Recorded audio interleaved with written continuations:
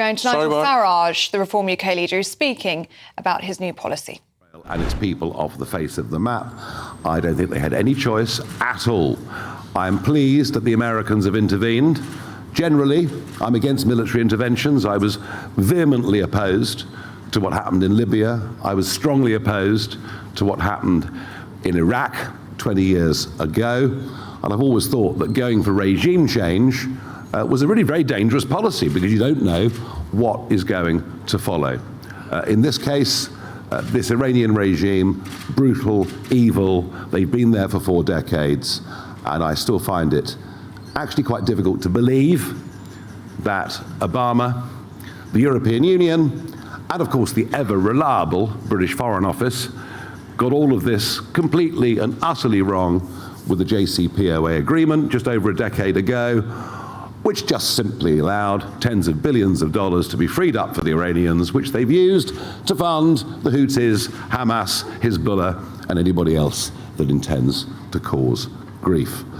So I hope and believe that the American reports are right and that Iran no longer has nuclear capability, and we'll see what comes after that.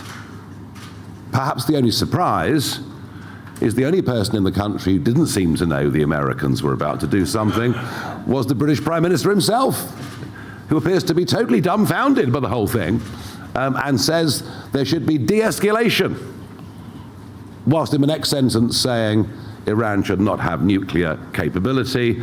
We'll look forward to the Prime Minister explaining to the House of Commons this afternoon exactly what the British position is.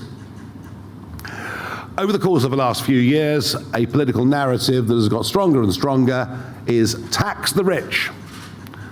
Is it fair that people earn these vast sums of money? Surely we should tax them more.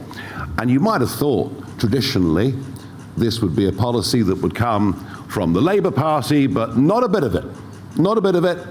In 14 years in power, under the Conservatives, we saw taxes go up, we saw thresholds frozen, we saw significant changes to non-dom tax rules. Indeed, there was something like 150,000 people with non-dom tax status 10 years ago. That number today probably, we don't know officially yet, but probably nearer now to 60,000 and 70,000 and falling very, very quickly. The counter-arguments that the top 1% of taxpayers pay 30% of a tax take appear not to have made any difference. And that narrative in politics and in the media, a sort of anti-success, anti-money narrative that we've now been living with for a few years, apart, of course, from Premier League footballers. And if they earn £300,000 a week, that's absolutely fine. But there is some justification in anger in our country, some justification that since 2008, the rich have got richer, and those at the lower end of the scale are simply no better off. And it all goes back to the bailouts, it all goes back to the failures of the banking system in 2008, when effectively it was the little man and woman that bailed out the big banks. And ever since then, through a policy of quantitative easing, what we've seen is a massive push in the value of assets. So if you've owned property, if you've owned stocks and shares since 2008, you've had a fantastic time. But for those who don't own property or don't own shares, they are relatively, by some measures, worse off than they were last time round. Now, we saw all of this under George Osborne. Jeremy Hunt accelerated the whole thing, effectively beginning the end of non-dom status, and the media said, wasn't it brilliant? Brilliant! He's triangulated the Labour Party. They can't attack him from the left on money. And all of this, of course, didn't understand human behaviour, didn't understand the sheer mobility that modern-day entrepreneurs and wealthy people have. The last year for which we have full figures shows that 10,800 wealthy people left the country, some of them non-doms, some of them British too. We don't have the updated figures, but certainly all the stories we get from central London is that it is becoming a very rapid exodus.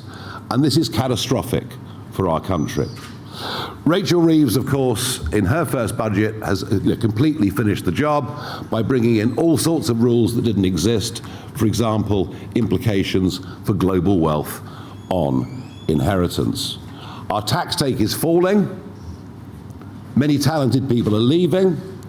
And we want, as a party, as many entrepreneurs, as many risk takers, as many job creators, as many people paying lots of tax, as many people investing huge sums of money. We want as many of them as possible to be in our country. And that is why today we're coming up with this idea of the Britannia card, which Zia will go into more detail. But we're also doing something with a very specific aim, aimed at those in work. One of the things that we heard so often, heading up to the 1st of May local elections, a young couple that work, pay for childcare, they say, why do we bother? Because the people next door do nothing, and they're pretty much as well off as we are. And so many things that we talked about making that gap between being on benefits and going to work bigger, and this policy will directly contribute towards that.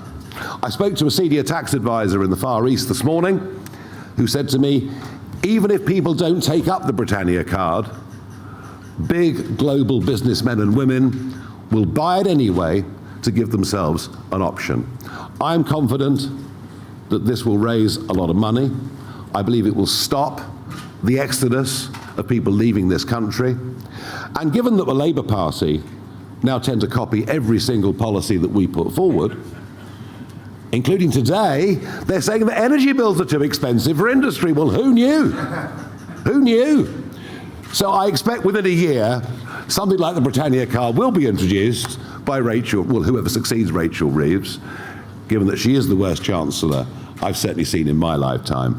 So I hope we're setting the agenda here to stop the exodus and to start to encourage people to come back to this country, both foreigners and British businessmen and women. I will now hand over for more detail to Zia Youssef.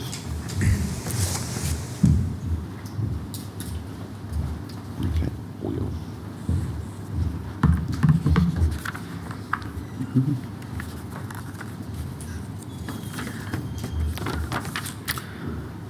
Good morning, everyone. Thank you for coming. So, a big economic announcement from us today. Going to come away there from Nigel Farage and Zia Youssef announcing Reform UK's non-dom tax policy, the Britannia card. We've just been hearing a little bit about. Essentially, it's a £250,000 one-off entry payment in order to live in the UK. Nigel Farage was saying he's hoping to stop the exodus of high net worth individuals from Britain and entrepreneurs. He's saying we want as many of them as possible in this country. He says the tax take is down and we've got to do all we can to encourage these people back into the country again. So there always was debate about whether, Labour tax policies would force people out of the country or not. Well, he's saying it has done and he wants to get them back in. Yeah, well, let us know what you think on that one, gbnews.com/yoursay.